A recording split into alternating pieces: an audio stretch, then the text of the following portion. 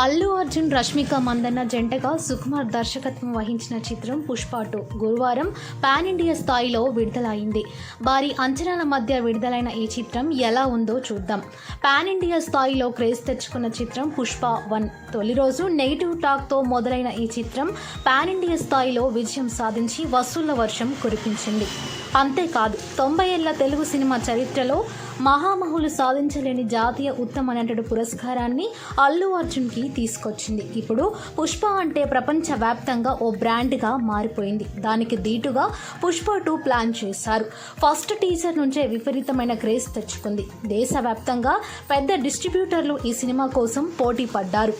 Premier షోలకు ticket రేట్లు పెంచుకోవడానికి రాష్ట్ర ప్రభుత్వాలు పర్మిషన్ ఇచ్చాయి. బెనిఫిట్ టికెట్ రేటు చూసి అమ్మో ఇంత అనుకున్నారు.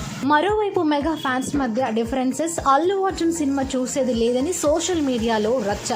ఇన్ని అంచనాలు ఒత్తిళ్ల మధ్య పుష్ప 2 ప్రేక్షకుల ముందుకు వచ్చింది. మరి ఈ చిత్రం ఎలా ఉంది? తొలి చిత్రానికి మించి ఉందా? సుకుమార్, అల్లు అర్జున్ 3 ఏళ్ల కష్టానికి ఫలితం ఎలా ఉందో చూద్దాం. ఎర్రచందనం కూలీగా కెరీర్ మొదలుపెట్టి సిండికేట్ ని, రాజకీయాలను శాసించే స్థాయికి ఎదుగుతాడు. పుష్పరాజ్ అధికార పార్టీకి సైతం ఫండ్ ఇచ్చే స్థాయికి చేరుకుంటాడు. సీఎంను కలిసి వద్దామని పుష్ప బయలుదేరితే వస్తూ సీఎంతో ఓ ఫోటో తీసుకుని రా అంటూ తన భార్య శ్రీవల్లి కోరిక కోరుతుంది.